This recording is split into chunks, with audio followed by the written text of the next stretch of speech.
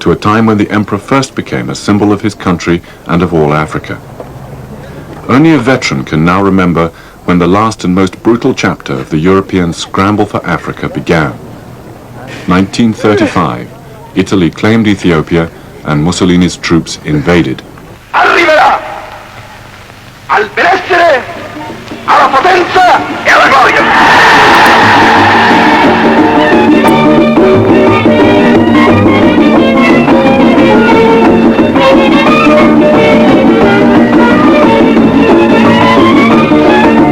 Black men, the bugle call, come on, come all the drums are beating and the bugle call, come on, don't mind what Mussolini says, let us march in battle array, and take a gun in our hand and defend the Ethiopian war, declare.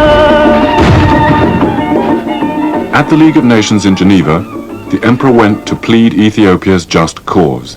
The League, fearful of a shadow which would turn into the Second World War, did nothing. Shamefully, the great powers left Ethiopia to Mussolini and the emperor to lonely exile in England. His Majesty the Negus Haile Selassie, I call upon the first delegate of Ethiopia.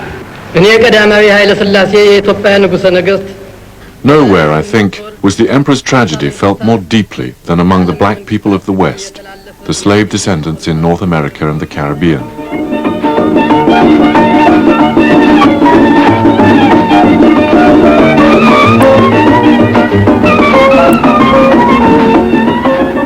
Black consciousness had dawned in Jazz Age Harlem, and Africa fermented in the exiles' hearts.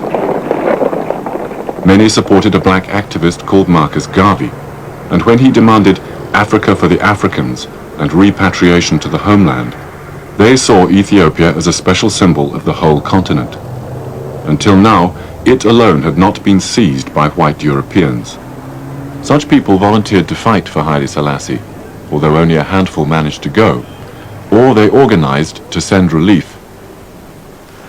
Black Americans rallied towards the cause, and black Jamaicans likewise, and so the organization was formed in New York, 105th to 1 Lennox Avenue, New York, and as Ethiopian World Federation Incorporated. Those people gave up monies, medicine, clothes, and what have you, and sent into Haile Selassie. A branch of the Ethiopian World Federation soon opened in Jamaica, where Garvey came from. But in this neglected corner of the British Empire, black frustration had a new twist. A few ex-followers of Garvey had begun to mix Haile Selassie, symbol of Africa, with biblical notions of a Messiah. By abbreviating Jehovah, or Yahweh, to Jah, and adding this to the emperor's earlier name, Rastafari, they created the invocation Jah Rastafari, a black Messiah for their redemption. It would be years before any followers of the Rastafarian faith reached Ethiopia. The emperor knew nothing about them, as he himself returned, with British military help, to reclaim his throne.